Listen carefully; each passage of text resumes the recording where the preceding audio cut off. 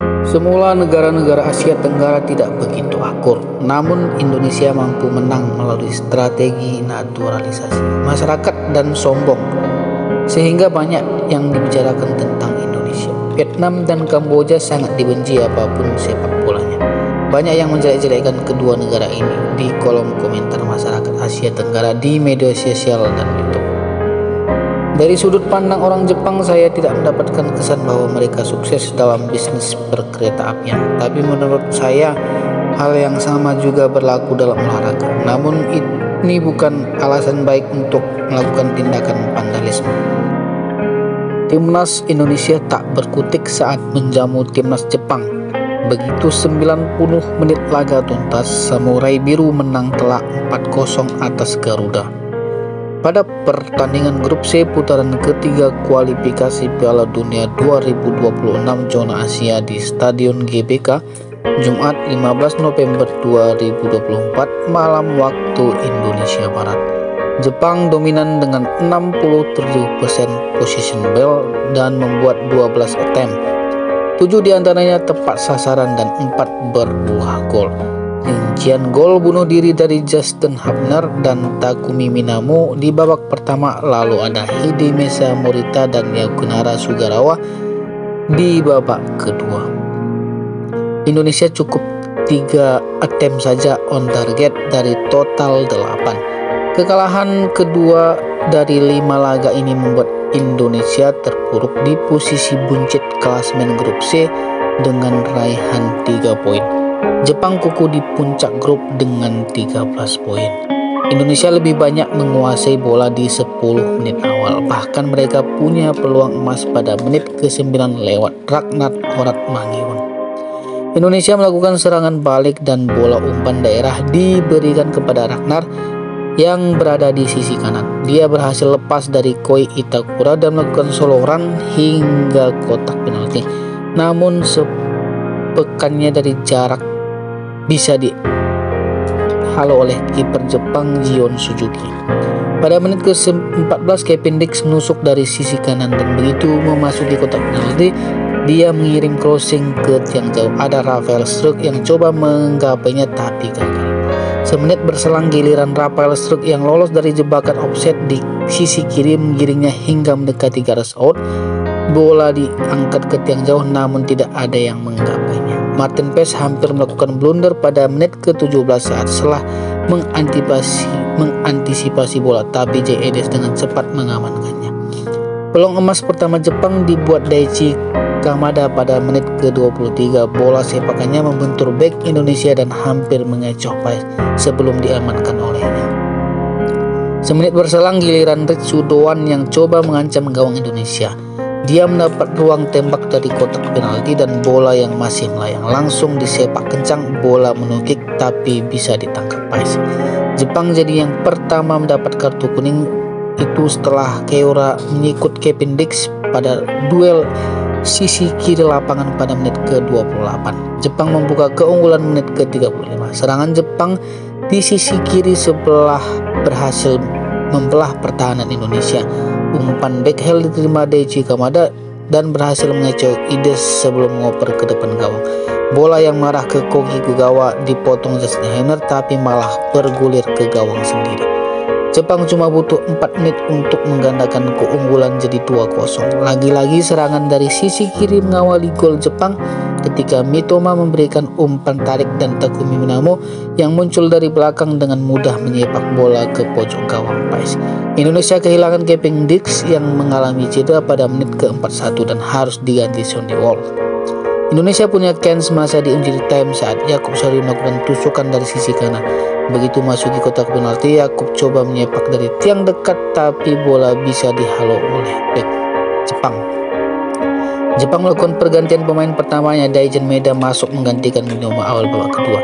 Jepang mencetak gol ketiganya dilewat Hidemasa Morita pada menit ke-48 diawali oleh kesalahan Paes yang coba memberikan umpan ke rekannya tapi malah jatuh ke kaki Miluta.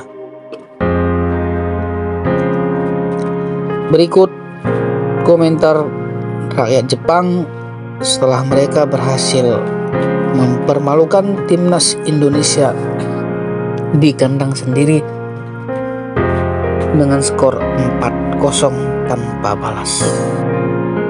Semula negara-negara Asia Tenggara tidak begitu akur, namun Indonesia mampu menang melalui strategi naturalisasi masyarakat dan sombong, sehingga banyak yang dibicarakan tentang Indonesia. Vietnam dan Kamboja sangat dibenci apapun sepak bolanya. Banyak yang menjelek-jelekkan kedua negara ini di kolom komentar masyarakat Asia Tenggara di media sosial dan YouTube. Dari sudut pandang orang Jepang, saya tidak mendapatkan kesan bahwa mereka sukses dalam bisnis perkereta apian. Tapi menurut saya, hal yang sama juga berlaku dalam olahraga. Namun ini bukan alasan baik untuk melakukan tindakan vandalisme. Indonesia menjadi satu-satunya tim di grup ini yang belum pernah meraih kemenangan. Ini adalah kenyataan. Jika Asia Tenggara ikut serta dalam Piala Dunia, Thailand atau Vietnam mungkin akan lebih aktif. King tidak melanggar aturan apapun, dan sejujurnya menurut saya para pemain ini akan lebih baik jika mereka mengganti pelatihnya. Ada apa, Raja? Kapan kamu akan serius? Jika kami tidak mendapatkan poin dengan cepat, kami tidak akan bisa melaju ke Piala Dunia. Indonesia dan Malaysia adalah rival. Mereka menggunakan bahasa yang sama pada tahun 1960-an. Terjadi konflik bersenjata antara kedua negara yang mengakibatkan banyak kematian. Dan pertandingan sepak bola mereka begitu panas sehingga militer dikerahkan untuk menjaganya. Kejuaraan sepak bola Asia Tenggara, Thailand, Vietnam, Malaysia, dan Singapura menjadi tim terkuat. Hanya Indonesia yang masih belum memiliki juara. Indonesia merupakan tim sepak bola terlemah kedua di Asia Tenggara setelah Filipina, walaupun masih lemah di level klub. Itu sebabnya kesuksesan Indonesia tidak menarik bagi negara tetangga. Jadi mereka sekaligus mengkritik ketiga tentara Belanda itu. Sebulan yang lalu juga ada pertandingan persahabatan antara Malaysia dan Selandia Baru, di mana Malaysia kalah 4-0. Orang Indonesia banyak mengolok-oloknya. Markas besar ASEAN di Jakarta, dan Indonesia tidak disukai karena melakukan apa yang tidak diinginkan. Tingkat pendukungnya setara dengan negara lain. Apakah itu berarti Raja adalah yang terlemah? Namun saya kurang memahami psikologi supporter Indonesia, meski mungkin bagi dari mereka, meski belum mencapai apapun, ia tetap bersama menjadi Raja India terkuat. Faktanya ini adalah satu-satunya pertandingan tanpa kemenangan setelah 5 pertandingan. Mereka akhirnya jatuh ke posisi terbawah grup. Thailand sejauh ini merupakan negara yang paling mudah bergaul di Asia Tenggara. Orang-orang Asia Tenggara lainnya hanyalah orang yang tidak bisa memanfaatkan diri mereka sendiri. Selain itu, jika ada unsur muslim yang dimasukkan, saya merasa harus lebih berhati-hati lagi. Tidak memberikan kesan yang baik bahwa sebagian besar pemain starter adalah pemain naturalisasi. Atlet yang dinaturalisasi benar-benar tidak termotivasi. Sepertinya dia membenciku. Ada apa? Ada beberapa ulasan saya berpikir Jepang menyukai saya. Ada negara seperti itu di dekat sini. Ada banyak kebencian dalam bahasa Vietnam. Saya rasa sudah menumpuk. Vietnam adalah tim yang pantas mendapatkan respek lebih. Tidak ada perilaku supporter atau timnas yang hanya mengumpulkan pemain naturalisasi yang membuat mereka disukai sedikit pun.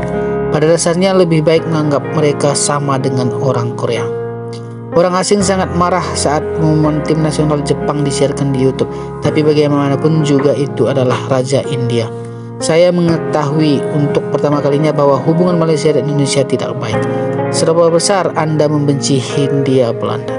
Kesan tim kurang baik karena ia melontarkan komentar rasis saat marah usai kalah dari Guinea di babak playoff demi mendapatkan kesempatan berangkat ke Paris. Karena dukungannya yang seperti ini, makanya masyarakat membencinya. Dia menyeret tim nasional keluar lapangan. Toh satu-satunya negara yang bisa jadi rival ASEAN hanyalah Thailand. Yang pasti bukan Indonesia yang instan. Indonesia harus menyiapkan landasan yang layak. Mereka tidak punya kerendahan hati, bahkan di kolom komentar pun jika kalah pun komentar tentang Indonesia selalu dibalas dengan balasan. Dan memang benar, baik anak-anak maupun orang dewasa membalasnya dengan membela negaranya sendiri, dengan kata-kata arogan, sarkasme terhadap negara lain. Ini sangat menjengkelkan. Saya rasa itu sih wajar. Negara-negara Timur Tengah bersama dengan Indonesia dan Qatar sangat tidak menyukai hal ini. Saya kira semua supporter Indonesia di YouTube lah yang melontarkan komentar-komentar menjengkelkan.